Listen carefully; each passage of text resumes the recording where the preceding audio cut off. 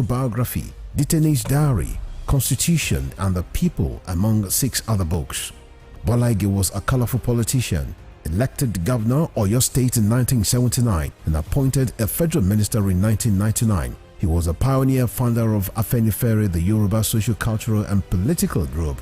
He invested his political sagacity to propel the group to the height of political leadership and decision-making in the southwest of Nigeria. Bola Ige was assassinated on the 23rd December 2001. His murderers are yet to be apprehended till today. Western Spring Television identifies Bola Ige as a watershed character in history.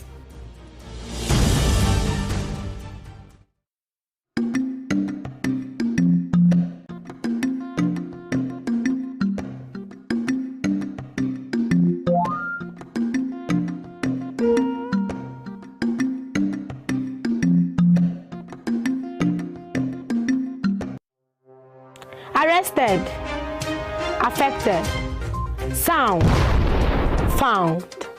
What do we see? What do we say? Flowing from a spring. A fact A to Z. Check and confirm. Ever expounding current events. Traveling down from the business gist to the globally arising happenings, to the sports news, to the bittersweet infos.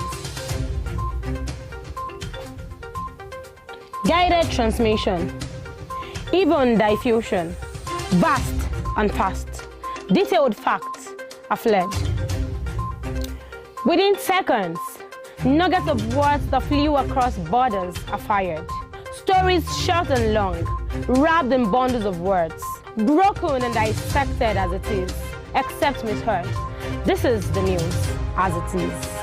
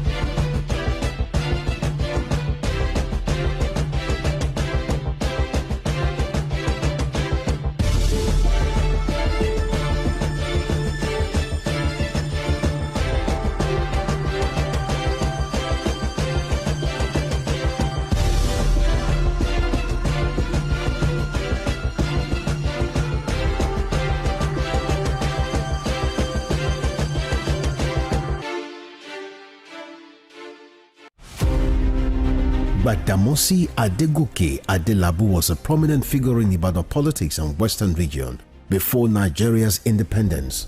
He was a key founder of the National Council of Nigeria and the Cameroons, a political party that held lofty the torch of liberty for the 2 West African countries. He carved a niche for himself as a wordsmith and a creative speaker, The nickname Kwenkele was a natively corrupted version of Peculiar Mess, his bombastic English language style often used to score proceedings at the parliament. The author of Africa in Ebullition, a handbook of freedom for Nigerian nationalists, was Nigeria's Federal Minister of Natural Resources and Social Services between 1955 and 1956. He died in an auto crash on the 25th March 1958 at the age of 42. Western Spring Television identifies Adegoke Adelabu as a watershed character in history.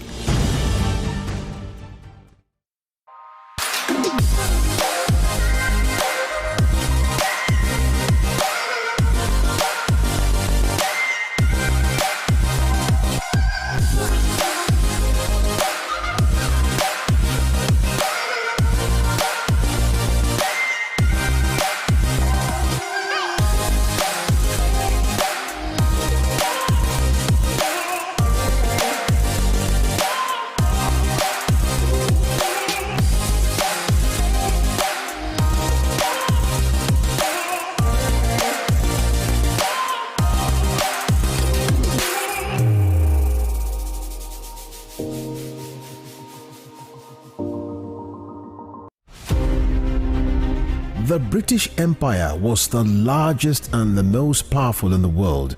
At its zenith, the empire embraced a quarter of the Earth's land surface and imposed her Imperial Majesty's rule on more than 458 million peoples across nations and continents. The empire took off with overseas possessions and trading posts established by England, spread over 3 million kilometers between 16th and early 18th century. Like previous empires, the British Empire began to crumble on its weight of overstretched territories and growing unrest in our various colonies. Today, the British Empire no longer exists. What is in place is the Commonwealth of Nations, a loose association of sovereign states which recognize the King of England as the titular head.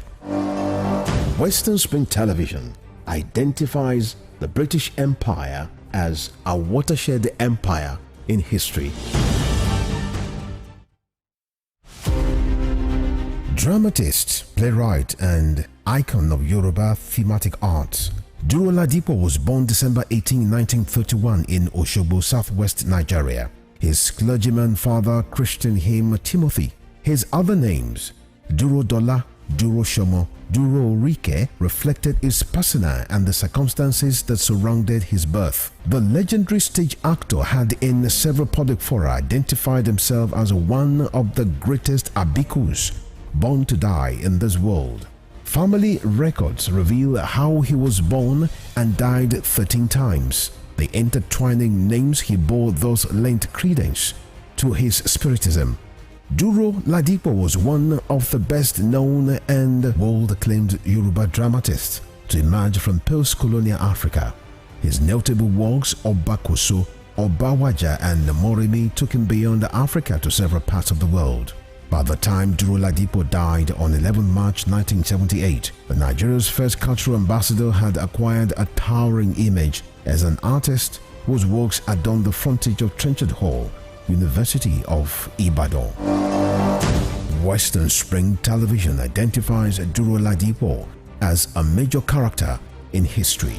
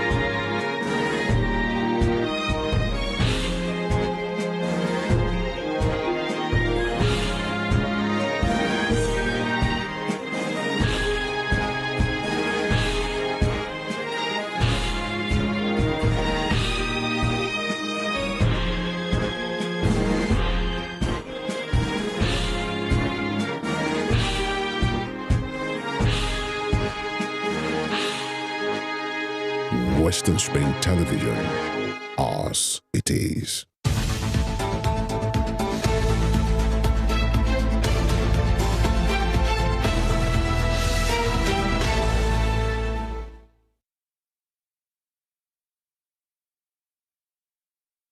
The last edition of Morning Spring for the week is here. That's important. And for the week.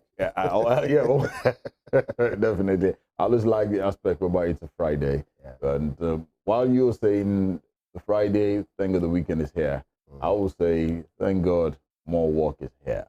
It's on this note, I would like to say good morning to you out there. Sincere appreciation that you are always in here, in there, for us and with us. Western Spring Television, the station that says it as it is. Thank God it's Friday, TGIF. I don't know, everybody likes to say that thing, and you probably infused it into my heart as well. Thank God it's Friday, and thank God it will be Saturday, thank God it will be Sunday. But the point is, thank God that we are alive. This is a program that brings you the very best, and we do it Mondays through Friday. The last edition for the week, for this week, is here, and it promises to be super, super exciting. Today, though, remains my name at Irresistible TD on X. I'm super glad that Femi is here as well, as always. Same here. Good morning. Good morning, brother. Good morning, Nigeria. Good morning, world. It is Morning Spring Television. This program is where we look at critical, topical, and trending issues that has to do with you, the very distinguished people, Nigerians and people living in Nigeria, from the national to the subnational, 7 a.m. Every weekday. Of course, we'll start with the headlines, where we look at stories that has made its way to the different pages of different daily in Nigeria each day. Of course, we'll do that today.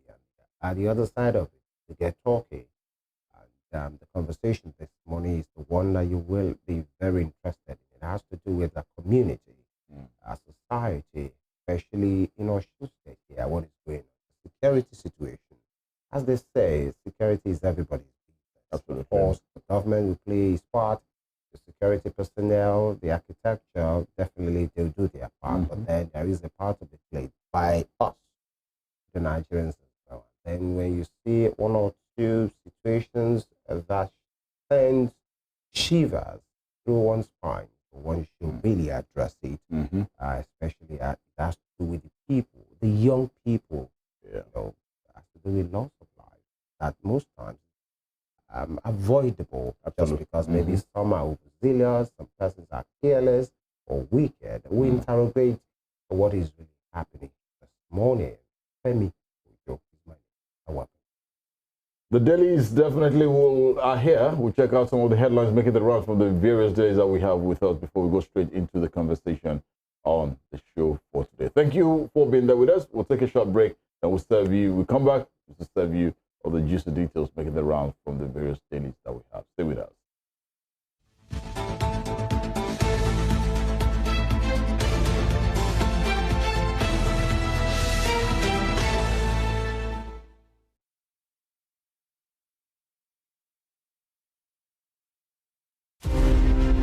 Born Jeremiah Oyeni Obafemi on March 6, 1905, Obafemi Awolowo was a prime architect of Nigeria's independence and most consummate advocate of free education and social welfare in Africa's most populous nation. Erudite politician, thinker and philosopher, Awo was fondly addressed by associates and political colleagues, brought his unique attributes to bear on governance in the defunct Western region. He administered as leader of government business and the premier between 1955 and 1958. Obafemi Awolowo's premiership witnessed pioneering in multi-sectoral policy initiatives and execution. The Western region under his administration paraded several enviable records. First television station in Africa, first real estate in Nigeria, first high-rise building in Nigeria, first modern sports stadium in Nigeria, first agricultural settlement in Nigeria, first modern civil service secretariat in Nigeria, and first industrial estate in Nigeria. His face is on 100 naira denomination as a mark of honor for his distinguished services to his country. Western Spring Television identifies Obafemi Awolowo as a major character in history.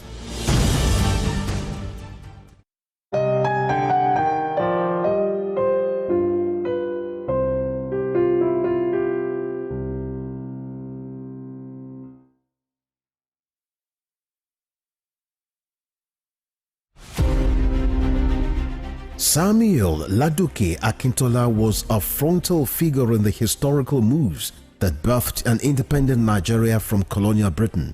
As a freedom activist, he deployed his wits, energy, intellect, and oratory skills to prepare the grounds for constitutional talks that eventually culminated in the country's independence in 1960. The 13th Ààrẹ Ọ̀nà Kakanfò of Yoruba land, called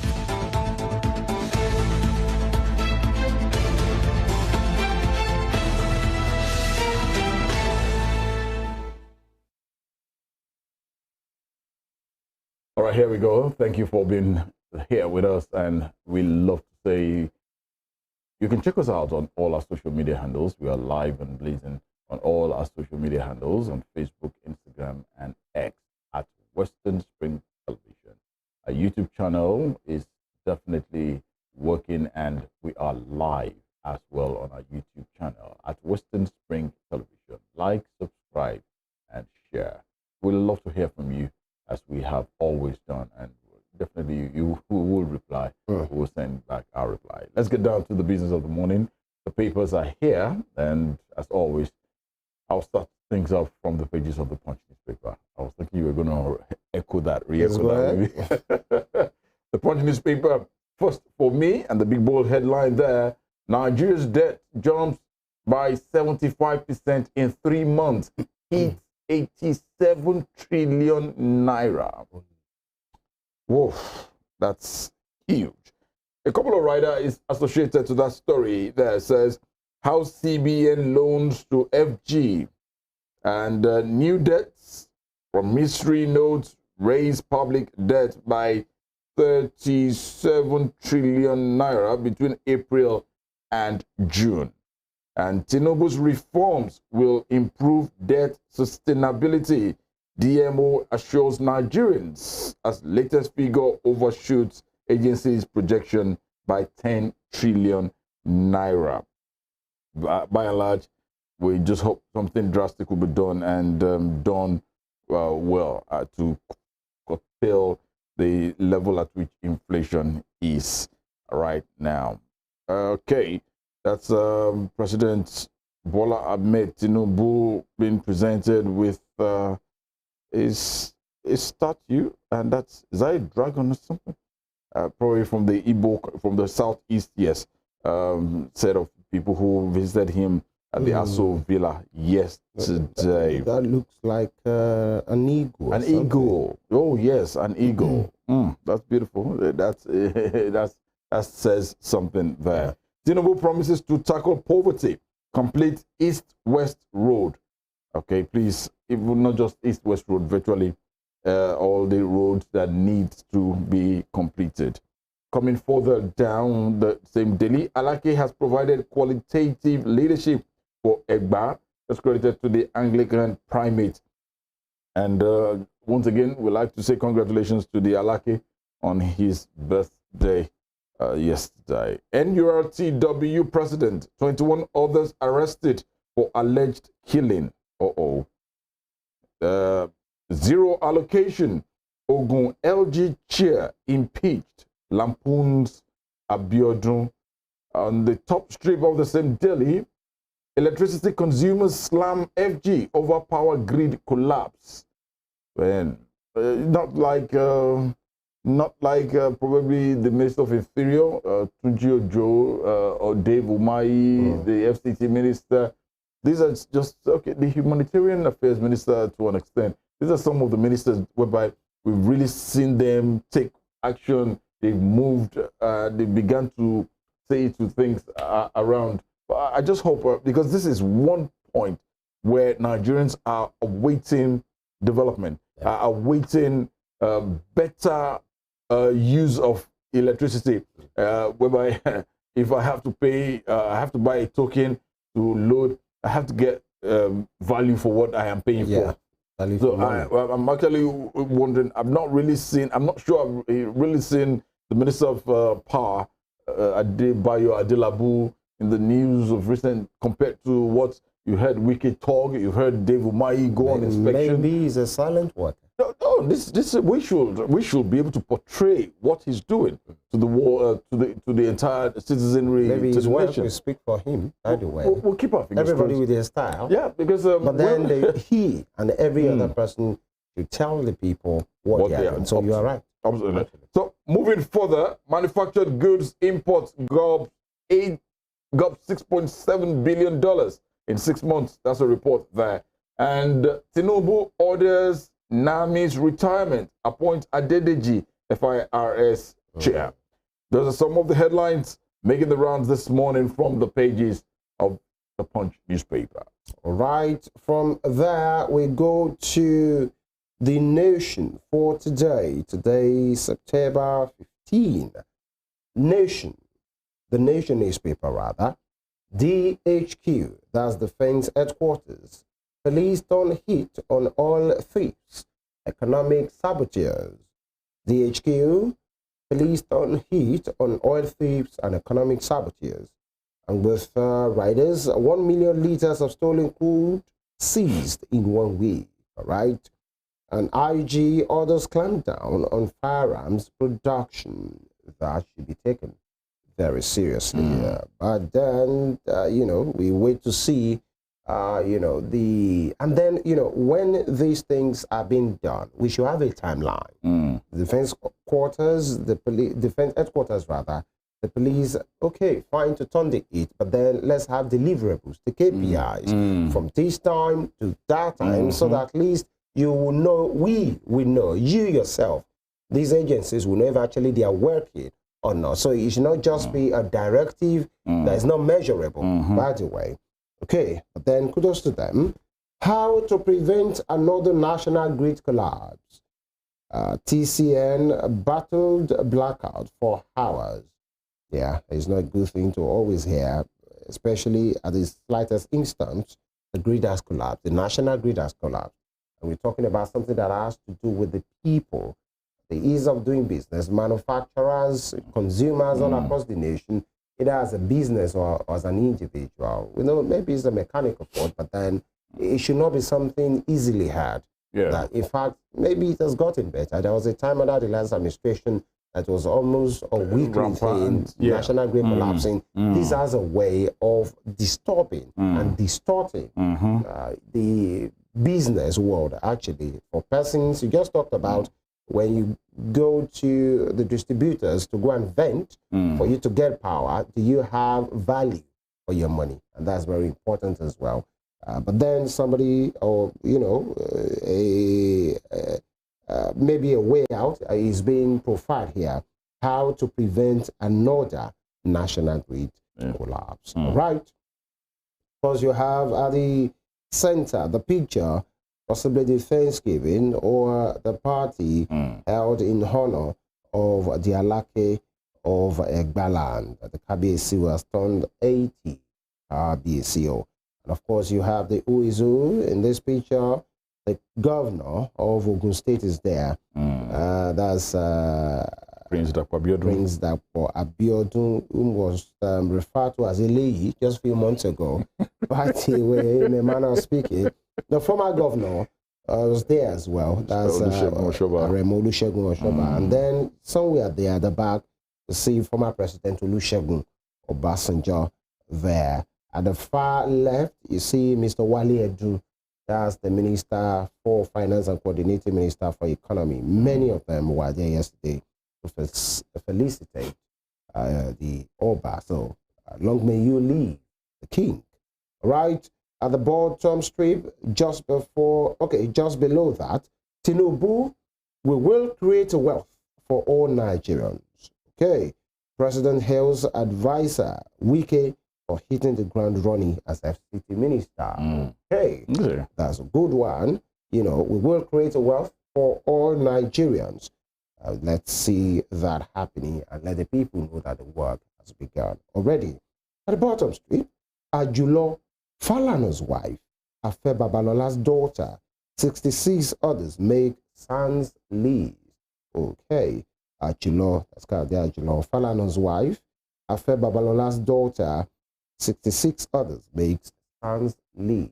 Son at the Senior Advocate of Nigeria. Congratulations to them. We hope that we improve our jurisprudence and, of course, the legal profession. Having these persons garner more experience and experiences, that's a good way to look at it. And when you see Falana's wife be mentioned, Afe Babalola be mentioned, that's transgenerational. Absolutely. It's a good one to be, once they are deserving.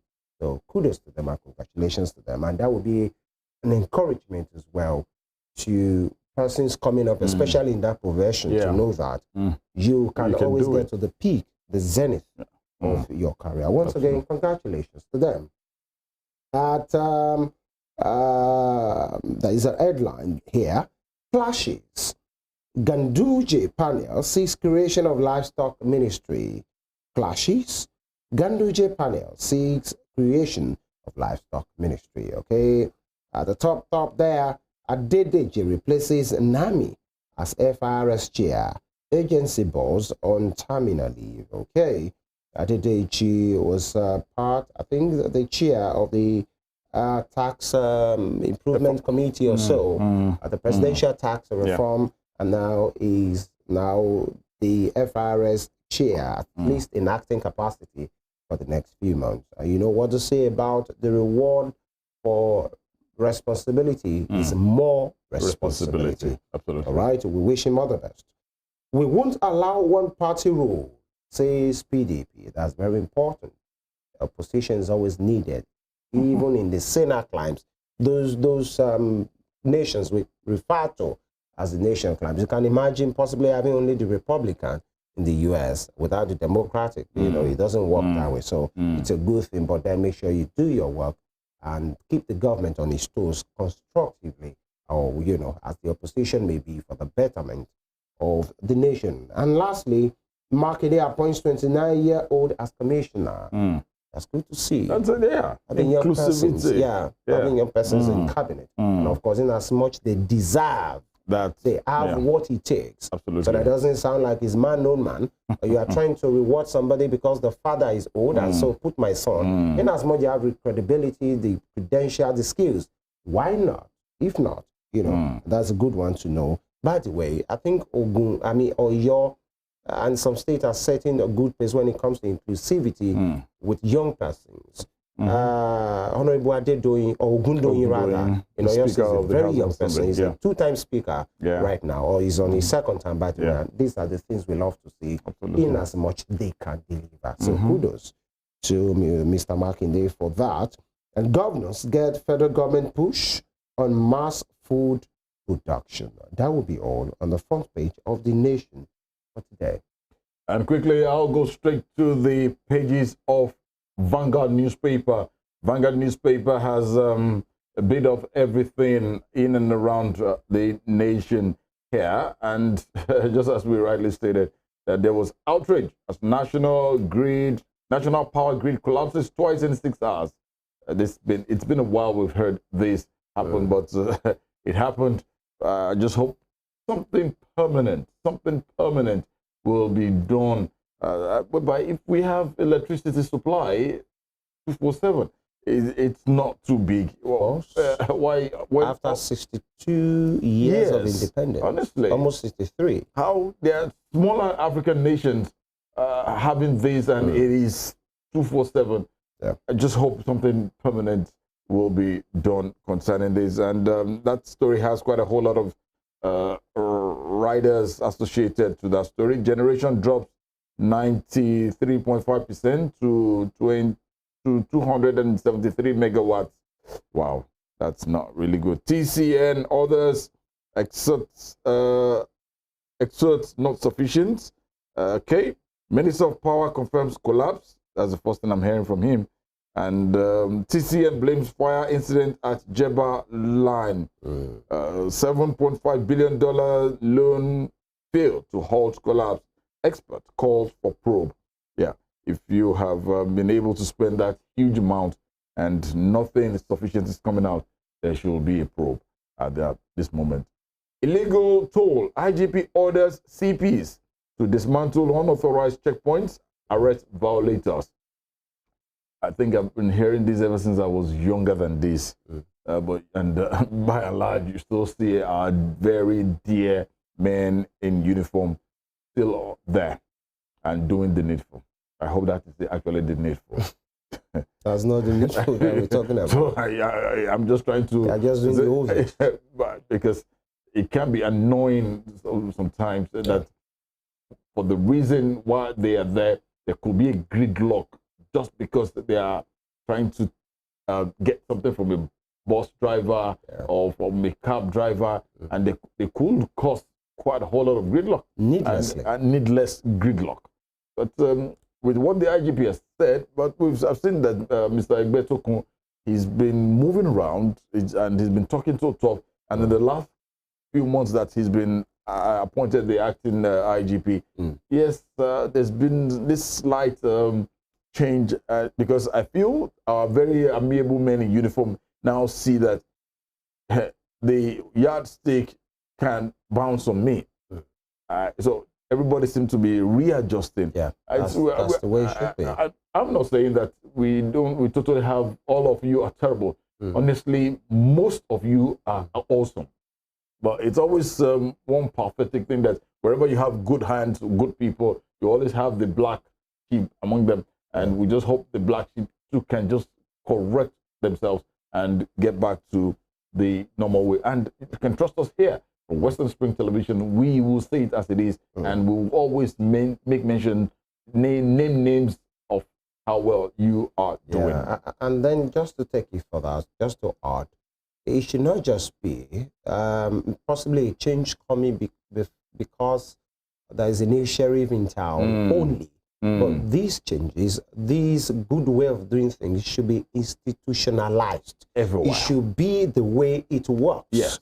So that if bad eggs possibly get into the system, they will be exposed. Yeah. So it won't just be because there's another sheriff in town, things are working, and then after the person leaves or after some time, the momentum goes down. These things, the way of doing things the proper way, should be institutionalized across board. So that it doesn't matter who is coming, we have a good and functional system. Absolutely.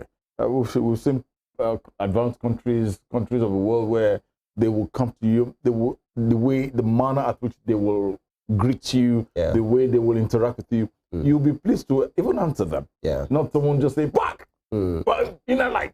And by the way, even at the other side that you're talking about, we've seen some of them who misbehave, but then the system exposed them. And they get punished. And they get punished.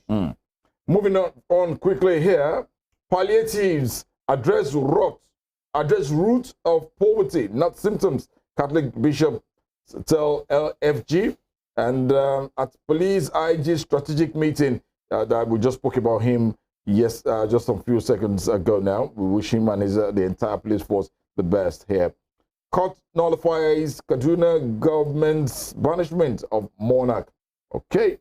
Other stories are still making the rounds. Nottingham Forest axed Dennis from EPL squad. Oh boy, sorry, Emmanuel Dennis.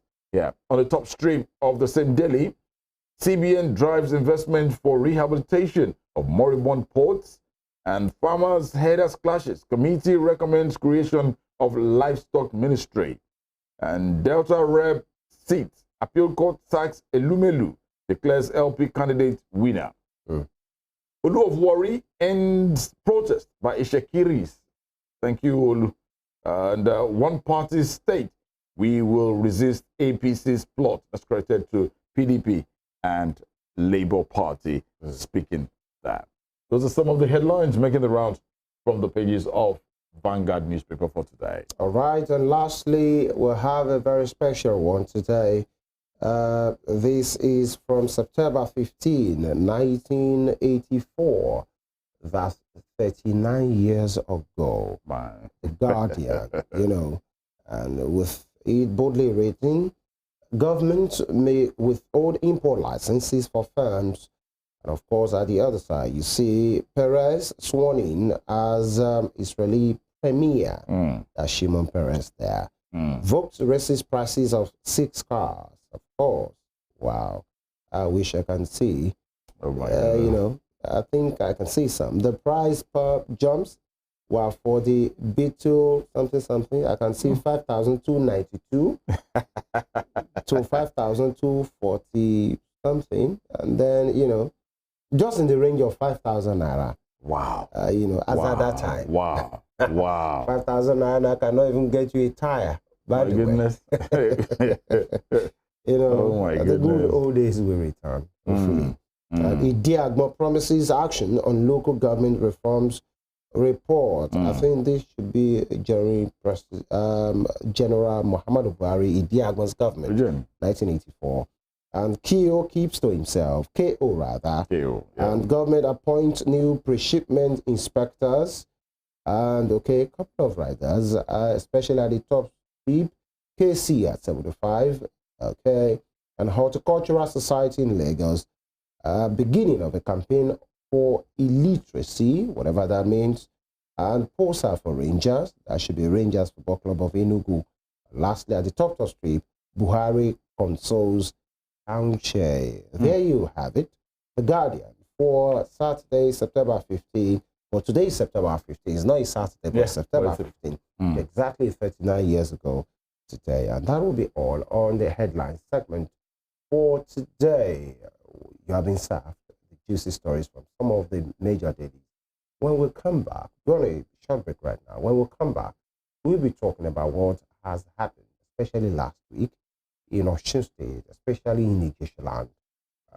The one-time unnecessary killing that has happened, that has been attributed to different factors and different sources in the Ijesha axis. Some said it's court killings, some say it's gang-related killings. And who are these? What do they want? Who is sponsoring these? Why is this always rearing its ugly head? This is not the first time this kind of sad situation has happened. Before the governorship election, we had some of it happen, but then it seems, sadly, it's rearing his head again. We interrogate what is really going on, and we'll, of course, we'll be talking to some gentlemen, most of them, son of the soil, who will be telling us their view about the situation. It's the Morning Spring on Western Spring Television. We'll be right back. Stay with us.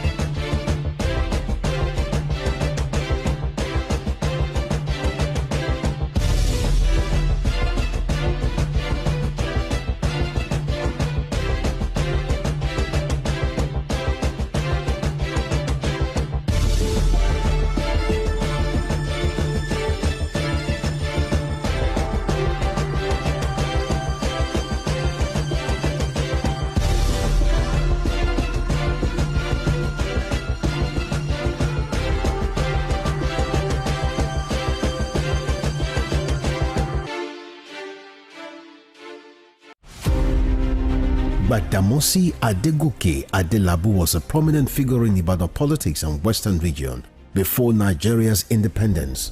He was a key founder of the National Council of Nigeria and the Cameroons, a political party that held lofty the torch of liberty for the two West African countries. He carved a niche for himself as a wordsmith and a creative speaker. The nickname Kwenkele was a natively corrupted version of peculiar mess, his bombastic English language style often used to score proceedings at the parliament. The author of Africa in Ebullition, a handbook of freedom for Nigerian nationalists, was Nigeria's Federal Minister of Natural Resources and Social Services between 1955 and 1956. He died in an auto crash on the 25th March 1958 at the age of 42.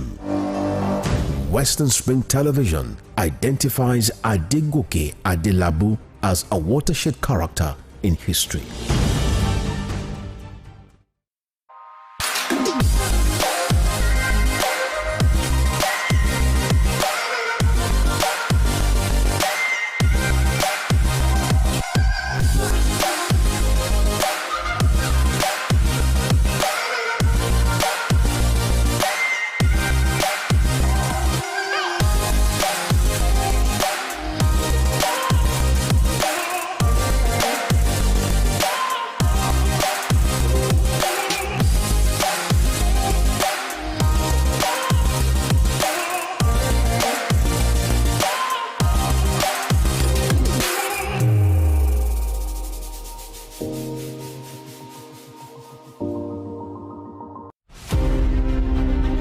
The British Empire was the largest and the most powerful in the world.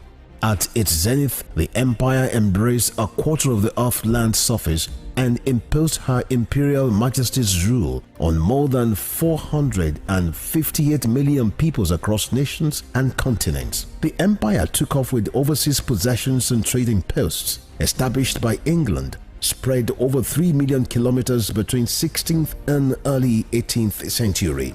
Like previous empires, the British Empire began to crumble on its weight of overstretched territories and growing unrest in our various colonies. Today, the British Empire no longer exists. What is in place is the Commonwealth of Nations, a loose association of sovereign states which recognize the King of England as the titular head. Western Spring Television identifies the British Empire as a watershed empire in history. Dramatist, playwright, and icon of Yoruba thematic arts, Duro Ladipo was born December 18, 1931 in Osogbo, southwest Nigeria. His clergyman father christened him Timothy. His other names, Duro Dola, Duro Shomo, Duro Rike, reflected his persona and the circumstances that surrounded his birth. The legendary stage actor had in several public fora identified himself as one of the greatest abikus born to die in this world. Family records reveal how he was born and died 13 times. The intertwining names he bore thus lent credence to his spiritism. Duro Ladipo was one of the best known and world-acclaimed Yoruba dramatists to emerge from post-colonial Africa. His notable works Obakoso, Obawaja and Moremi took him beyond Africa to several parts of the world. By the time Duro Ladipo died on 11 March 1978, the Nigeria's first cultural ambassador had acquired a towering image as an artist whose works adorned the frontage of Trenchard Hall, University of Ibadan. Western Spring Television identifies Duro Ladipo as a major character in history.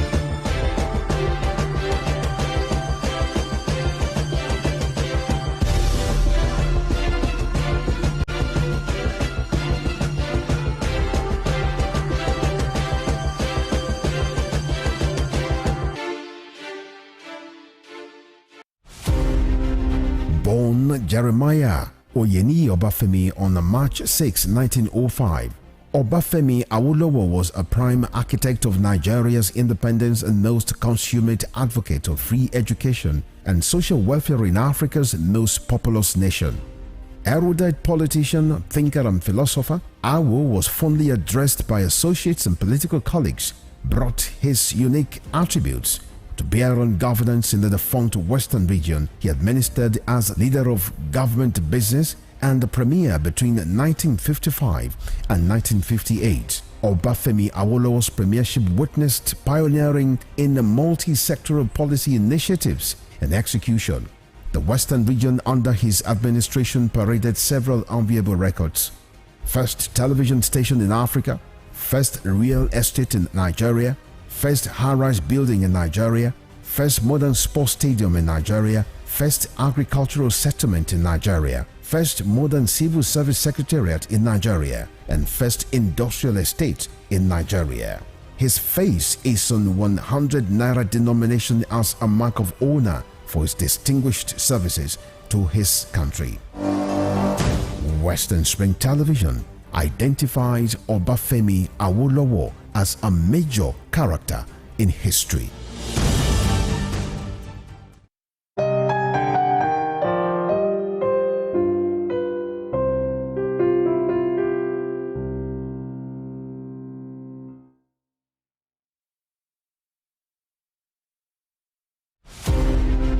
This iconic African presents the narrative of a man destined to exert an imperishable global influence in Western education. His was a story of a freeborn, captured and sold into slavery. He was born in Oshogun, a native Yoruba village near Iseyin in Okeogun axis of southwest Nigeria. Samuel Ajayi Crowther was the foundation student of Fora Bay College, Sierra Leone, the foremost university where the pioneer set of native Africans were educated. Samuel Ajayi Crowther's greatest contribution to humanity was his translation of the Holy Bible into the Yoruba language. The man who authored the Yoruba dictionary was also credited with the translation of English classic hymns into Yoruba and the Ekwere languages. Samuel Ajayi Crowther's private residence in Badagry, incidentally the first story building in Nigeria, is an Akaba museum dedicated to the memory of Africa's first bishop. Western Spring Television identifies Samuel Ajayi Crowther as a watershed character in history.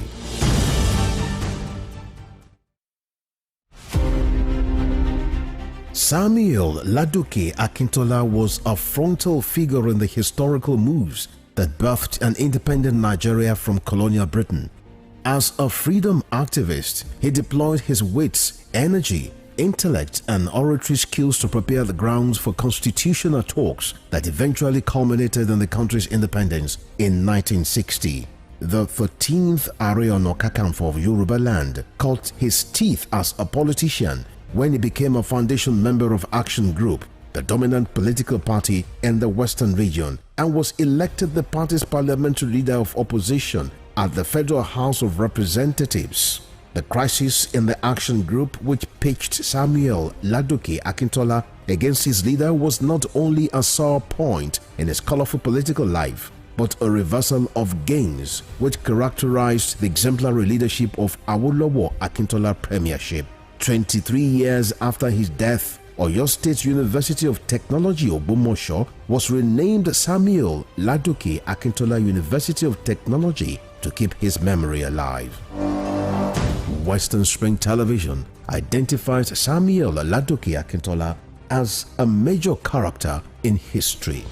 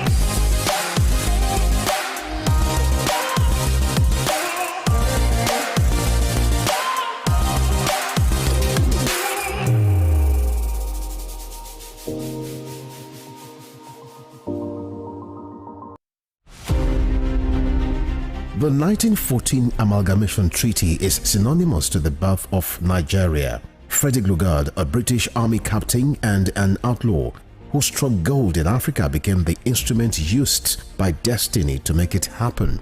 The amalgamation of Nigeria was designed for economic reasons by the colonial administration to offset Northern Protectorate budget deficit by Southern Protectorate surplus returns. The amalgamation had ad initio created imbalance in the economic political structure of Nigeria and was responsible for the persistent hiccups in the efforts to forge a united country till today.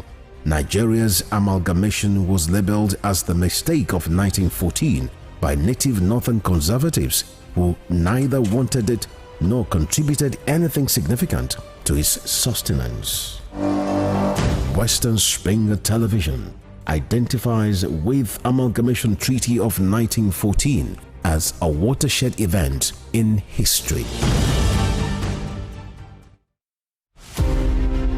Born Jeremiah Oyeni Obafemi on March 6, 1905, Obafemi Awolowo was a prime architect of Nigeria's independence and most consummate advocate of free education and social welfare in Africa's most populous nation. Erudite politician, thinker and philosopher, Awo was fondly addressed by associates and political colleagues, brought his unique attributes to bear on governance in the defunct Western region. He administered as leader of government business and the premier between 1955 and 1958. Obafemi Awolowo's premiership witnessed pioneering in the multi-sectoral policy initiatives and execution. The Western region under his administration paraded several enviable records. First television station in Africa, first real estate in Nigeria, first high-rise building in Nigeria, first modern sports stadium in Nigeria, first agricultural settlement in Nigeria, first modern civil service secretariat in Nigeria, and first industrial estate in Nigeria. His face is on 100 naira denomination as a mark of honor for his distinguished services to his country. Western Spring Television identifies Obafemi Awolowo as a major character in history.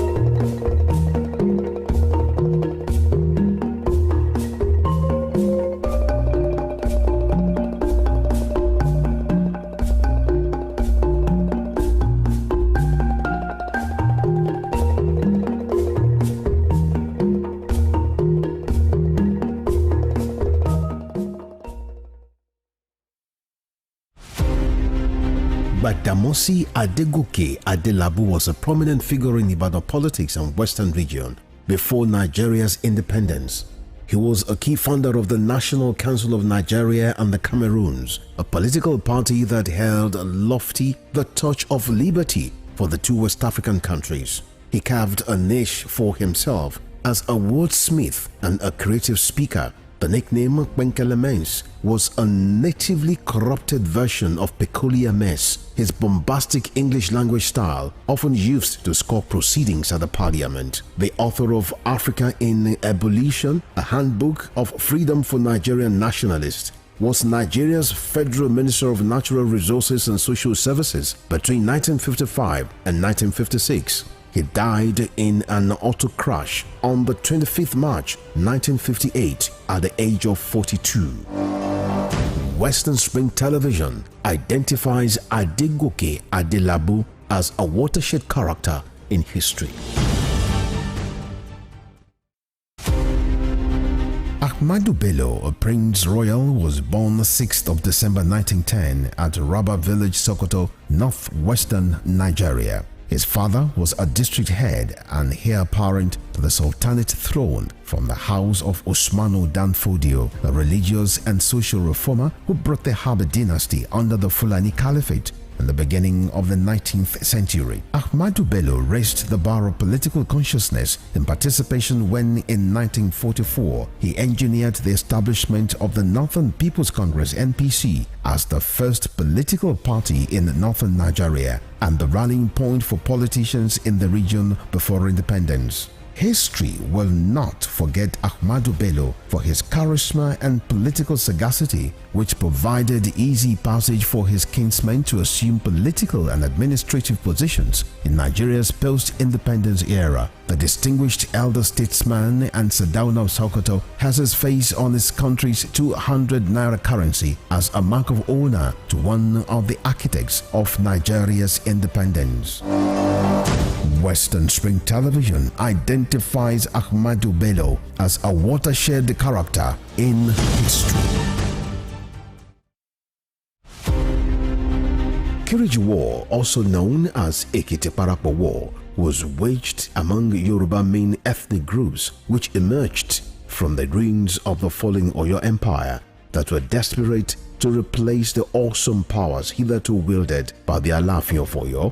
The Kiriji War is defined as a conflict of confederacy and unitary political system championed by Yorubas of different socio-economic and political interests. The Ibadan military aristocrats felt they deserved a dominant position for saving Yoruba land from being totally submerged by the Fulanis by their victory in Osogbo War of 1840 and Ijaye War of 1862. Kiriji War, that took its name from the booming motor sounds of European arms, festered for so long because the Industrial Revolution in Europe provoked high standards of slaves. The 16-year Civil War also caused the emergence of new powerful kingdoms like Ibadan and the rise of powerful personalities like Oluyole, Ogunmola, Kunmi, Latosha, Shodeke, Fabumi, and Ogedengbe. One of the fallouts of Kiriji War was the birth of creative political and leadership structure in Yoruba land that was a blend of federalism and the autocratic monarchical system. Western Spring Television identifies Kiriji War as a watershed event. James Ajibolaige was a lawyer who obtained his first degree in classics from Nigeria's premier University of Ibadan. Born September 13, 1930, the orator and the polyglot spoke impeccable English, French, Igbo, Hausa, and Yoruba languages. His fine diction placed him among classical orators and public speakers like Cicero, the Roman orator. This attribute earned him the prefix Cicero of Esauke. He authored Kaduna Boy, an autobiography, Ditene's Diary, Constitution and the People, among 6 other books. Bolaige was a colorful politician, elected governor of Oyo State in 1979 and appointed a federal minister in 1999. He was a pioneer founder of Afenifere, the Yoruba social-cultural and political group. He invested his political sagacity to propel the group to the height of political leadership and decision-making in the southwest of Nigeria. Bolaige was assassinated on the 23rd December 2001. His murderers are yet to be apprehended till today. Western Spring Television identifies Bolaige as a watershed character in history.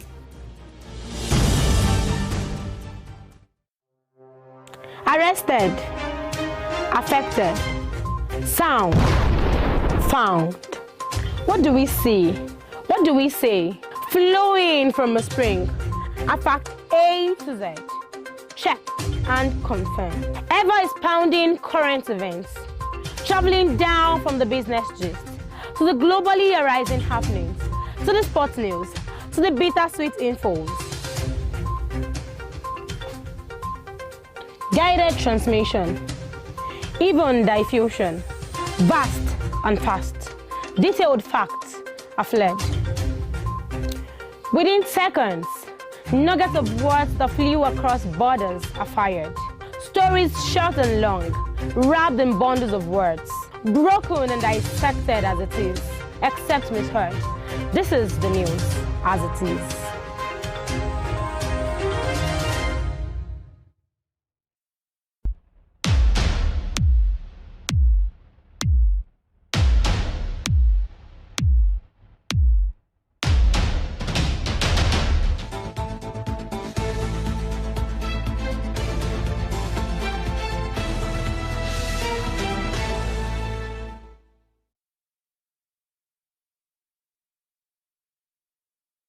All right, you're welcome back. It's the Morning Spring on Western Spring Television. Now, the conversation is about what has been heard and seen and reported in the Jeshaland axis, as it has to do with gang-related, court-related killings, in which it has been reported like 3 or 4 persons were feared dead last week. And this is not the first time that this has been happening. So why is this happening? Why is Jeshaland? What are the factors? Who are behind these nefarious activities? We get to interrogate the matter. We are being joined on phone right now by Mr. Familusi Oladile Isaiah. He's a politician as well, a social political affairs commentator. And of course, he is the secretary for Ilesha West Central LCDA. Mr. Familusi, good morning. Good morning, Mr. Femi. Good morning, Mr. Familusi. Thank you for joining us. Good morning, everyone in the studio. Yes, please. All right, let's get talking. It has been reported in almost all the dailies. People on ground have seen, they have heard what has happened, especially last week in Jeshaland, the restiveness of some young persons that led to killing. Mr. Familusi, you live in Ilesha, you work in Ilesha. What is going on? Yeah, good morning once again. Thank you. Good morning. Then good morning, Osun State. Good morning, Nigeria. Well, it's quite unfortunate that we are experiencing a saddening situation in Jeshaland, especially of reasons. And by the information we are receiving at every quarter, is as a result of the security clash between these Curtis rivalry groups. And that has resulted to killing of young guys in the Jeshaland of reasons. Like you rightly said earlier, this is not the very first time that this is happening. But what we have even experienced now in the last few days is touching. Is seriously touching. That's quite unfortunate. Because like a month ago, we had the news that somebody was killed, a guy was killed. About 2 weeks ago, another young guy was killed. 2-3 days ago, 2 people were killed as well at the Road Express here in Ilesha.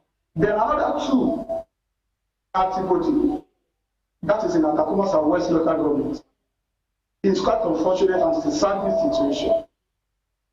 All right, you have said it's a cult-related activity, but one would say for a kind of land known for industry, known for education, known for hard work.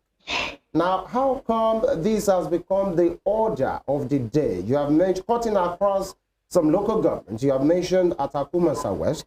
You are the secretary for Elisha West Central LCDA, some part of Elisha East as well. What exactly is fueling these activities of these young persons going into these, this direction leading to this killing? What's fueling it?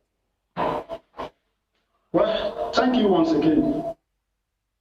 This has even been the major concern to all the stakeholders in Ijesha land.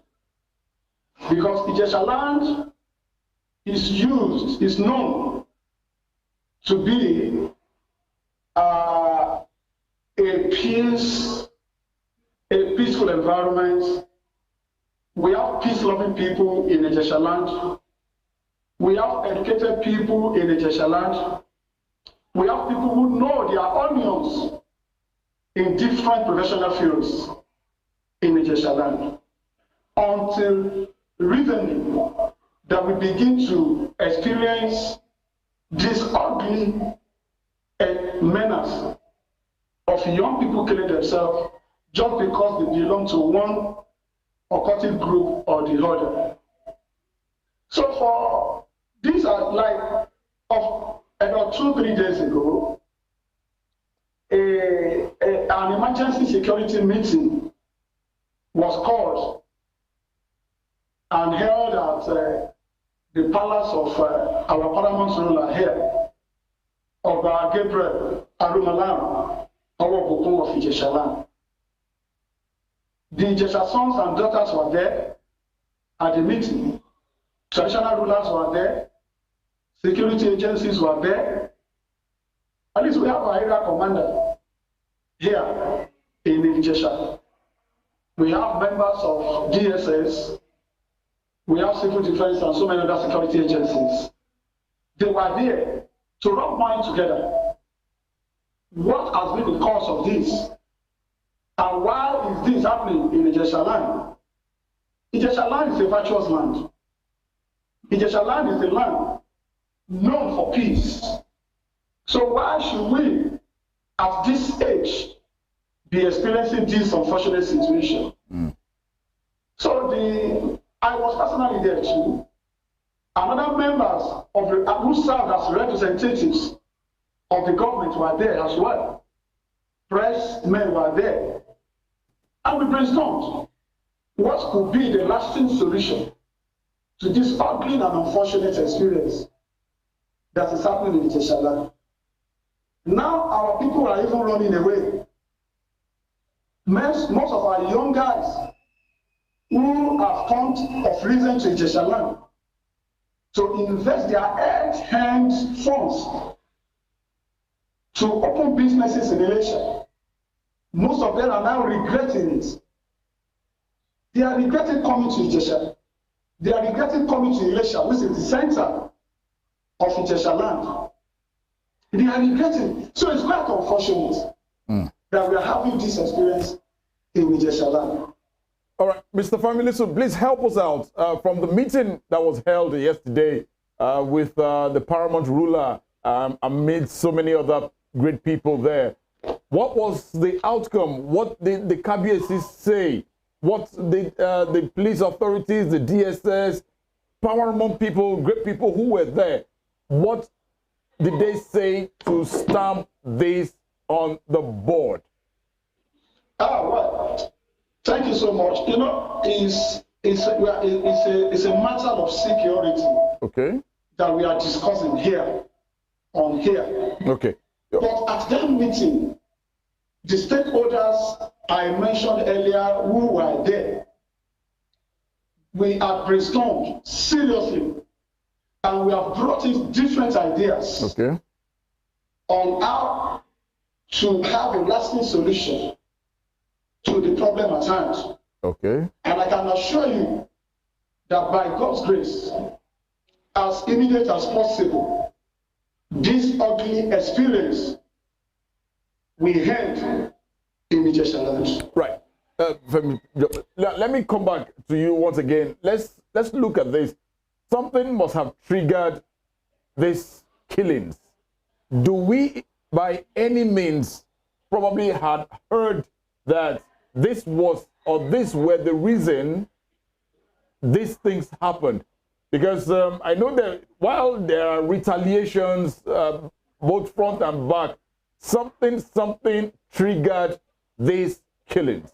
Do we, by any means, have an idea of what exactly led to these killings? But like I said earlier, I said by the information at our disposal that we are receiving, and that everyone in the Jeshaland is saying, is that it's as a result of the superiority clash between or among these cultist groups. And you know, actually, this ugly experience happens almost everywhere. It happens in Ogun State, it happens in Oyo State, it happens in Edo, it happens almost everywhere. Not only in the Jeshaland, not only in Osun State. But our own concern should be that of ours, our own environment, our own Jeshaland, and our own Osun State. So it has been a menace that we are experiencing everywhere, beyond the shore of Osun State and beyond the shore of Jeshaland. So the reason is as a result of the superiority clash. Our own group is more superior than that of yours. So because by the time you even go deep and you begin to ask these people, probably you begin to ask people, you know, at least I want to believe people one way or the other, they know these people one way or the other. They are relating, they live around us, they live among us, they live within us. So the information we are having, the information we are receiving from different quarters is as a result of the superiority of one group over the other. All right.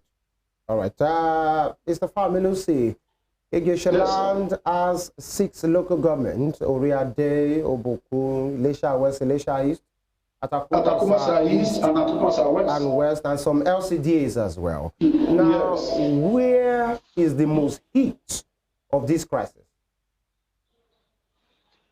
You can't really say this is the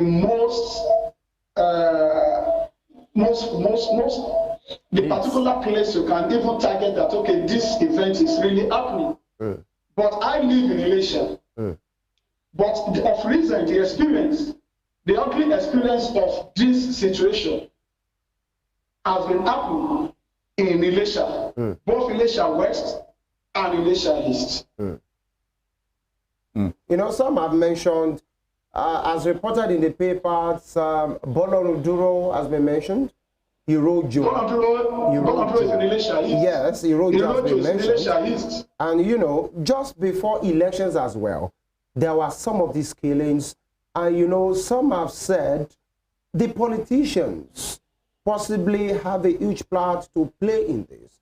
There have been allegations that, you know, I'm not even talking political parties now, just politicians across board, that they are the ones who use these cultists as thugs, as, you know, part of their campaign teams just before election. And then after election, when the person's candidates have gotten what they wanted, these guys are now idle.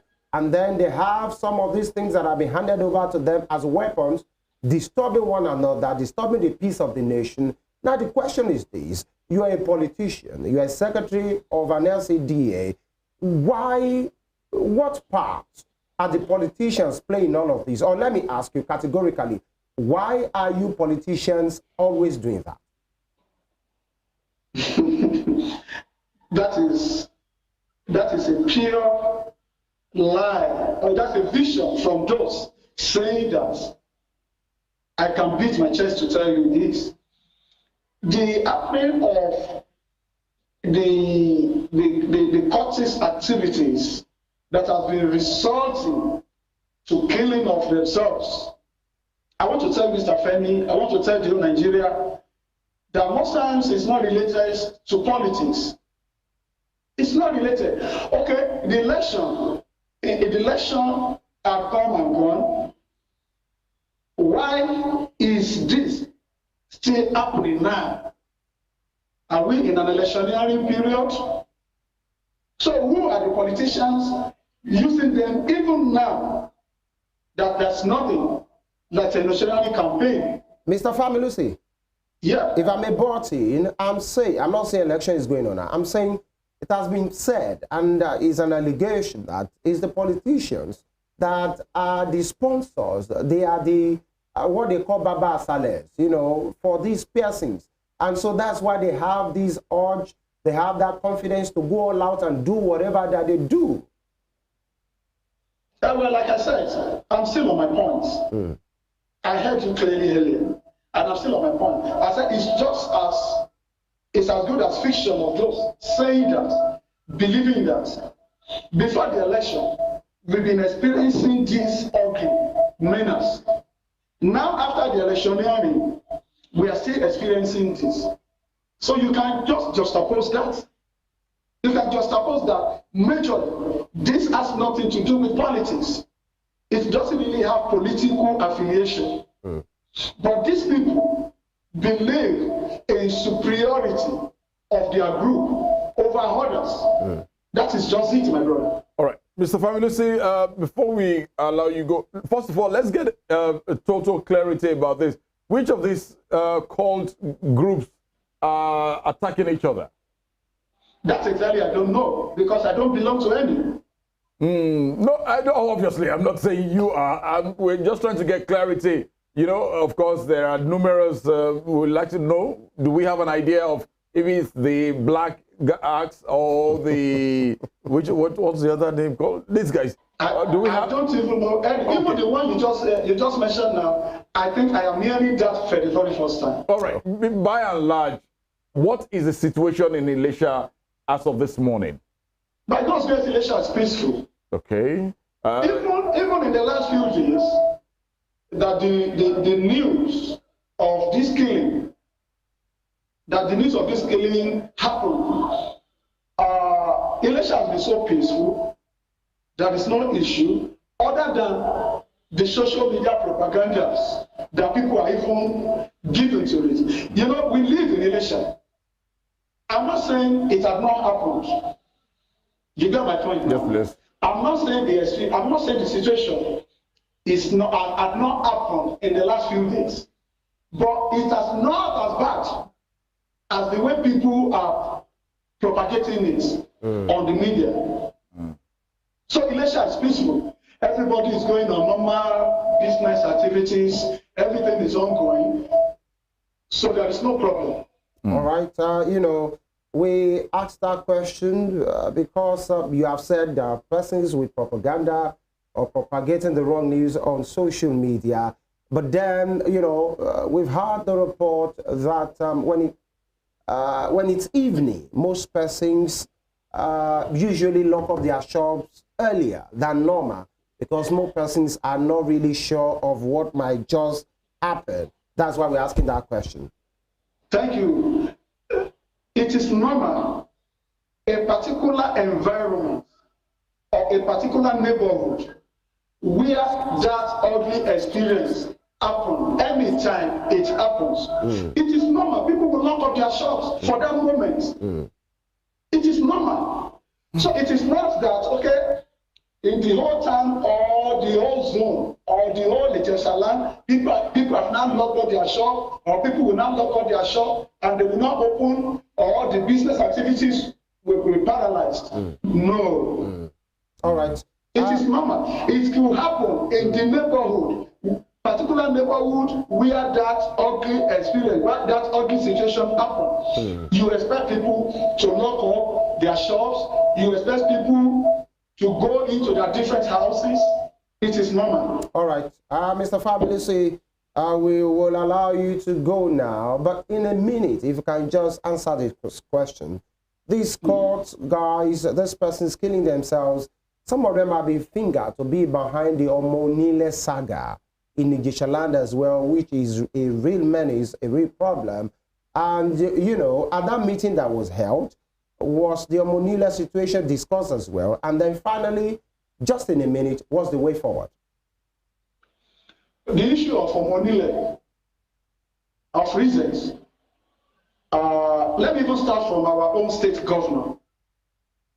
The state governor, His Excellency, Senator Ademola Nurudeen Adeleke, made a press release of reasons about a few weeks ago, giving strict warning to those calling themselves Omonile, not only in Ijeshaland, any part in Osun State, to stop such stupid acts.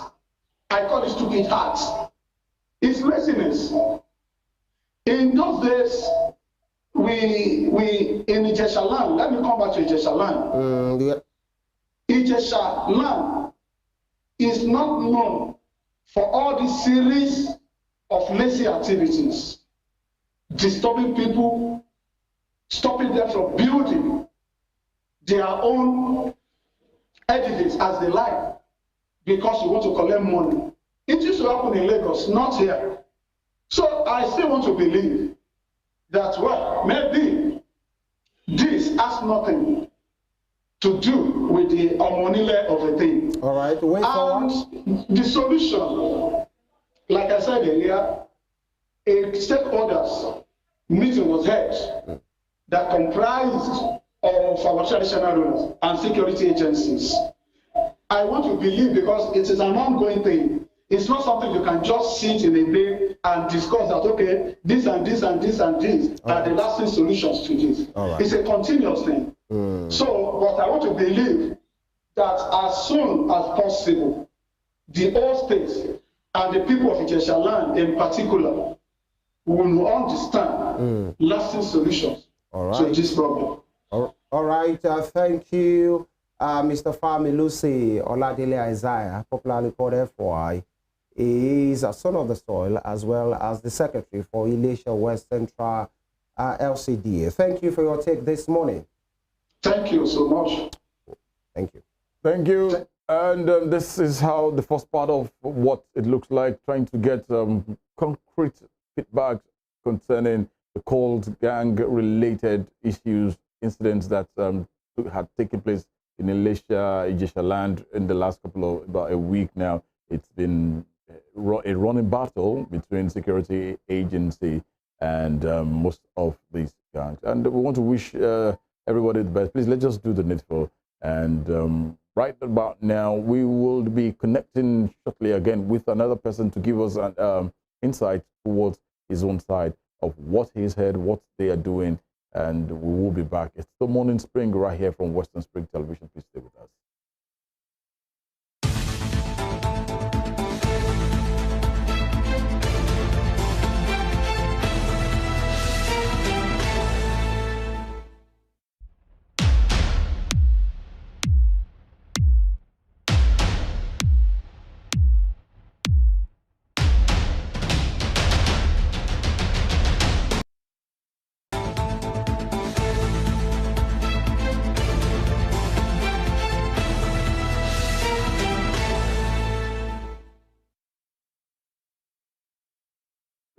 All right, you're welcome back. Now to the other leg of the conversation. We have been joined live right now by Mr. Tolu Komolafe. He is the PRO of the Gisha Youth Forum, the umbrella body for all the youth, the young persons in Ijeshaland. Tolu Komolafe, good morning. I don't even know how to respond to you. Maybe it's okay, suggestion. I'm making good morning, sir. All right. Good morning. Let's get talking. The situation in Ijeshaland, the news coming from there for the last few days or like a week now has been disheartening. And for you at IYF, the umbrella body for the young persons in Ijeshaland, of which you are the PRO, I'm sure you really you've heard, you've known, you've seen what is going on. What is the IYF's position on this? Thank you very much, and I want to greet everybody listening to us right now and who will be listening to us. Basically, I want to first of all send the goodwill message of Mr. President, the Ijesha Youth Forum, and other members of the Executive Council to all the Ijesha youth out there that are listening to us right now, and to make them understand that we are doing everything within our capacity, to stop this menace. As a matter of fact, I can tell you categorically that the Ijesha Youth Forum is actually putting certain things in place. And one of the things that we are trying to put in place is that, as I speak to you, we are on the verge of having a kind of meeting with the police public relation officer, with also an indigene of Ijesha land, and also the commissioner of police, just to avert this crisis. We've also gone on, if you go to our WhatsApp pages and other social media platforms, we've been able to, have a graphic design and do a jingle, to sensitize people on the need why they should shun and deviate from the act of, violence. So that's I think that answers your first question, sir. All right. What I mean, in essence, is good to know what you are doing, fine. But then when you heard that, when you saw what happened, what was your take? Okay, thank you very much. The first thing I did in my capacity as the public relations officer and the spokesperson of the forum was to first of all condemn the attacks via my social media platform on Twitter, that is the X app. And I called the attention of the Osun State Police Command to that effect. And of course, we didn't hear anything from them. So immediately after that being done, we moved to actually, reaching out. I moved to actually releasing the press statement. The press statement was to first of all call the attention of the police command, Osun State Police Command, and ask them to come and intervene, because of course, to a better extent, I'm an entrepreneur. I'm not a skilled person who can take up the gun and know how to maintain peace and order using a skilled way as they have been taught. So there are little things we can do. The only thing we can do as a body who are supposed to protect the interests of all the youths, because if you look at the people that are affected in this case, majority of them are youth, if not all. I don't want to be committing a fallacy by saying all of them are youth, because we have some market men and market women that cannot go out there with their daily activities with peace of mind. I listen to my uncle, because I'll call him my uncle because of relation as an Ijesha man. So in saying that the propaganda going on social media, I disagree with him in every sense. In every sense, with all due respect, I totally disagree with him, because as I speak with you, a lot of people are very, very scared, going out there with their daily activities. So saying that is the propaganda, I think maybe next time my uncle could actually quote what he means by propaganda. This is not to scare people away from coming to Ijesha land. This is not to scare people away from coming down to do their daily activities in Ijesha land. But the truth has to be said. We must not mind sweat, because if we mind sweat, the security operative and the people that are concerned, we may not do the necessary, the needful. I'm not condemning the fact that they're not doing what they're supposed to do. I'm not saying they're not putting measures in place. But the truth has to be said. And one of the truth is that the people are scared. I am scared. I'm not confident that I can work freely in Ijesha land. So because of what is going on currently. So I can tell you categorically that we are doing certain things. We made a press statement, we copied the Osun State Police Command.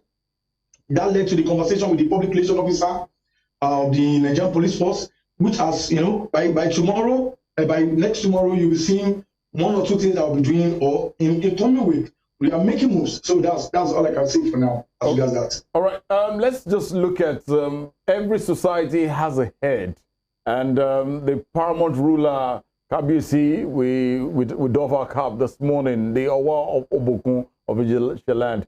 What is the Youth Forum doing? Have you sought the assistance, and have you reported this? Obviously, he knows, he's heard, but taking it to that point where the Youth Forum, you have sought his assistance to get perfect clarity and to get this society to make it a more calmer society. I've always known Ijesha land is either we eat pounded yam or what have you. But at this point in time, I'm not sure pounded yam will be well swallowed. Well, that's an enlightenment because I can tell you I'm eating pounded yam this morning. It can be well swallowed if you care to do that. Anyways, to your question about the Owo Book of Ijesha-land, I must tell you that our king, Kabiyesi, our king is a king that loves peace to a very large extent. He's a man that loves peace, and is a man who wants the community to be calm. In fact, to a very large extent, I don't know how true this is. I was informed that the Owo Book have actually called some parties, if not because of this crisis that is going on now, because of a previous one that has taken place that, call them down to the palace, speak to them, ask them to take one or two things that, so that there can be peace in the community. That's to tell you that the king, the Owo Book, actually has the interest of his, people at heart. So looking at this present case, we have to consider what he has been doing now. My uncle said something the other time while he was speaking. I listened to him that they had a stakeholders meeting, and in that meeting, the Owo Book called on them, and they tried to look at way forward that can be done. So in that light, someone can infer. It is safe to infer that the Owo Book is taking proactive steps. He's putting measures in place to actually end this menace because it's a menace. It's a vice. It's a vice. It's not something anyone can be proud of to say, this and that. But it's a very big menace. And at the same time, I can tell you categorically that the Ijesha Youth Forum has actually, made moves.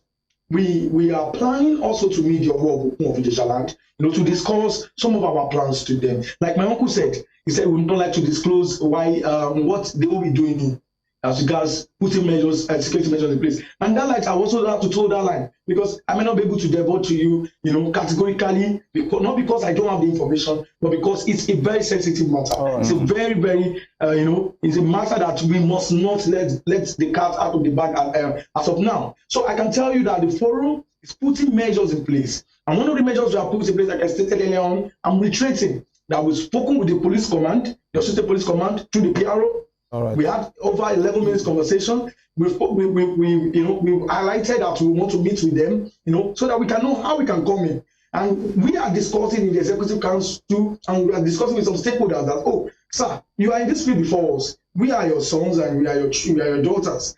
Can you please tell us things that we can do? Because we are consulting stakeholders. We are consulting stakeholders in this regard that, come and put us through. We have security experts that are members of our forum. We have them among those that can give us advice. So in terms of meeting the Owo Book of Ijesha-land, we have made moves. Right. And very soon you will get to know about that. All right. Tolu Komolafe Joshua, you are the PRO and the spokesman for the IYF, which is the Ijesha Youth Forum. But beyond the IYF now, as a young person, as a son of the soil yourself, and particularly as a young person, these killings, which has happened before and has just happened just like a week ago, has to do majorly with the young people. The rival, it has been said, is a rival court, retaliatory kind of moves, is a gang-related matter. But in all of that, it has to do with the young people. And now one would say for a kind of people, talking about the Ijesha people, who are noble men and women, just like asked FOI the other time, known for industry, known for education, known for hard work. In fact, some really eminent religious persons came out of that particular land. What is happening to the young people? What is triggering this? Why are you people restless? I will take that as a personal question because it has to do with me. You're asking me to speak outside the context of the PRO. If I get your question right? Yes. Yes, of course, as a young person. Okay. As a young person, basically, to be sincere and to be candid with you and to be straightforward, this cannot be far-fetched from the government. How so? Although, this cannot be far-fetched from the government. As of, I have not confirmed whether it is, a court attack, whether it is just general insecurity case, because it is not within my purview to do that. I'm not the intelligence. I don't belong to the intelligence department of the Nigerian police force. So I cannot state categorically. If I'm about it, I will want us to speak to facts, so that we just don't make speculations. No. Of course, If I have the fact, I'll give it to you. I'm not going to mind swear, but I'm not going to tell you that what I don't know. Definitely, I'm not going to. So I'm telling you what I know. That is why I'm coming up with that point. Now, as a young person, answering your question, I said earlier on, and I'm reiterating again that the problem is the government. However, we cannot take away the fact that as youth, we also have our own role to play in society. Yeah, and if you would agree with me, there's a popular saying that states that an idle hand is the devil's workshop. If you are not busy with your daily activity, you're at your place of work, as I can see now, and I know you to be a very dutiful person, you don't have any reason to go to the street and start killing anybody. If you are aggrieved, maybe you are cheated, maybe one of them, because I don't know the grievances of those that are involved. If you are aggrieved, there are ways you can go about these things. So I feel that if the government has put things in place, by putting things in place, I mean providing job opportunities for young men. These people would have no reason to go to the streets. And like I said the other time, I don't know how true that is, that some of these people that are killing themselves are tools in the hands of the politicians. You can see that. And who is the government? Who are the government, if not our politicians? So it means that the government has created the problem, and I know that if it's going to be solved, it's going to be solved by the government. However, I'm not stating that the youth, as youth, we don't have roles to play in the society.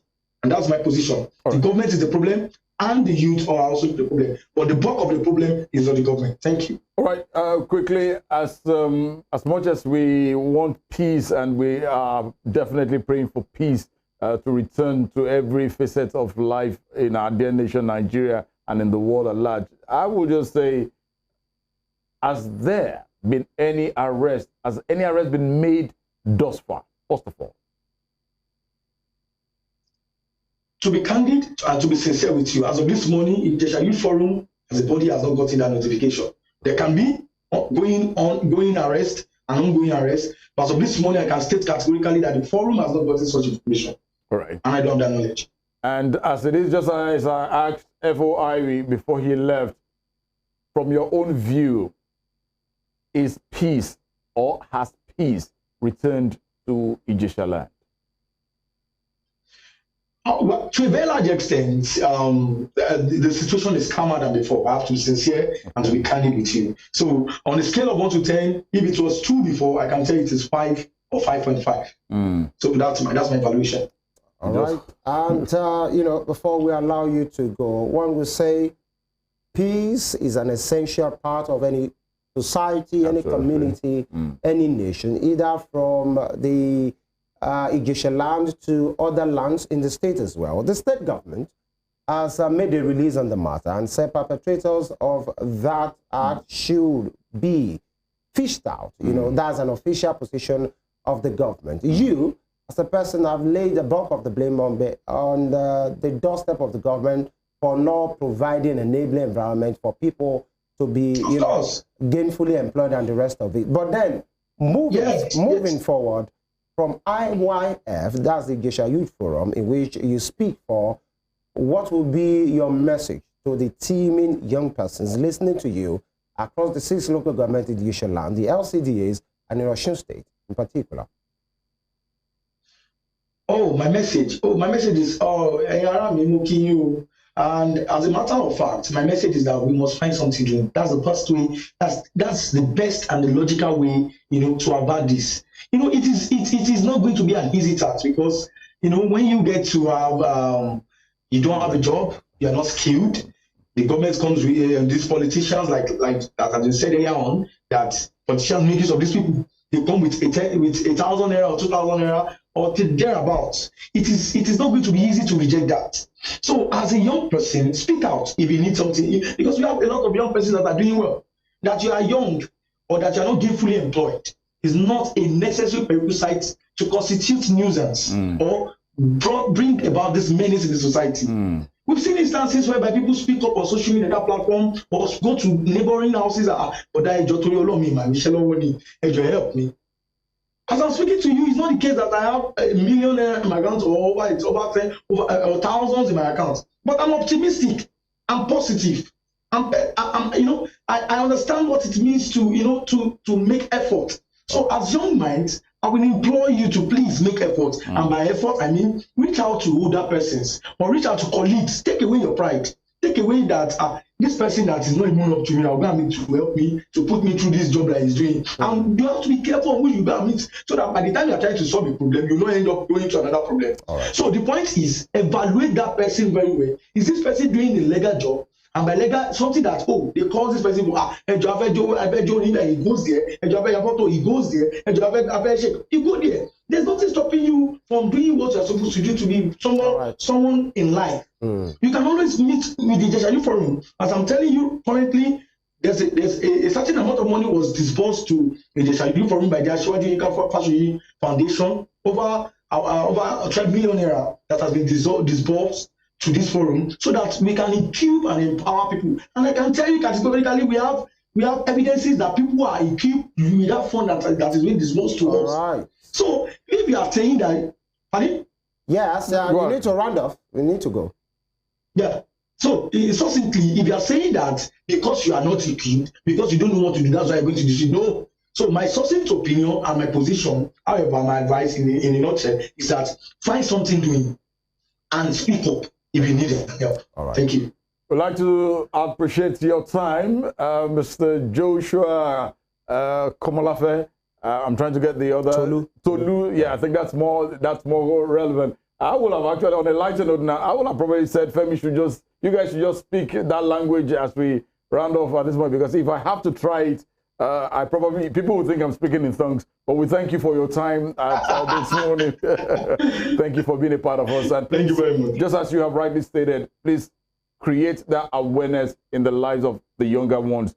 There's nothing to gain from running after each other with guns, with machetes, and taking our dear lives at a very young age.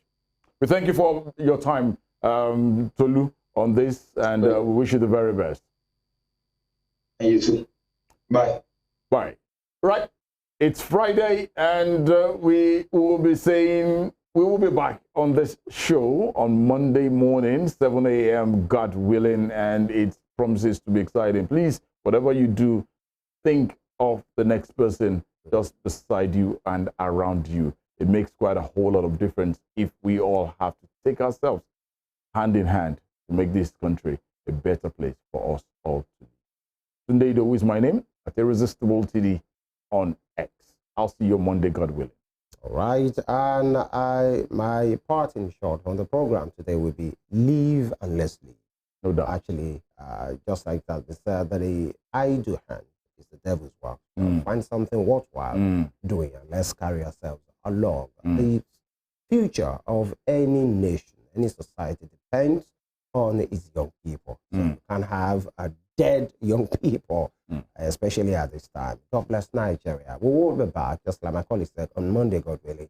Please do well to follow us on all our social media handles, on Facebook, on Instagram, and on X. And please like, subscribe, and share our YouTube channel at Winston Spring Television. Femi Ojo is my name. We have a TGIF video for you to get to enjoy it. Enjoy the rest of your day. Bye-bye.